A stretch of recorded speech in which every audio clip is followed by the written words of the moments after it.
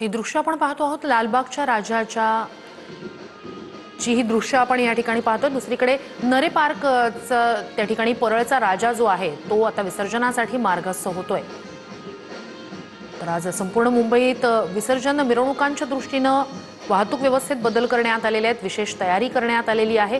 मोठ्या गणेश मूर्तींच्या विसर्जनासाठी समुद्रावर म्हणजे चौपाट्यांवर एक विशेष सज्जता ठेवण्यात आलेली असते आणि विसर्जन मिरवणुका ज्या ठिकाणाहून मार्गस्थ होत असतात, जे मुख्य रस्ते असतात त्या ठिकाणी सुद्धा विशेष अशी व्यवस्था असते। कारण संपूर्ण मार्गावर गणेश भक्त लाडक्या बाप्पाचं दर्शन घेण्यासाठी गर्दी करत असतात, त्यामुळे एक विशेष खबरदारी यंदा घेण्यात आलेली आहे। दुसरीकडे ही दोन दृश्य आपण मुंबईतली महत्त्वाच्या अशा गणपतींचे पाहतोय। एकीकडे परळचा हा राजा नरे पार्क मधला गणपती सध्या विसर्जनासाठी मार्गस्थ होतोय। प्रभू श्रीरामांची ही प्रतिकृती म्हणजे प्रभू श्रीरामांच्या रूपातला हा बाप्पा आपण या ठिकाणी परळचा राजा पाहतोय। दुसरीकडे लालबागचा राजा त्याच्या मंडपात सध्या विसर्जनासाठी म्हणून तयारीला सुरुवात झालेली आहे।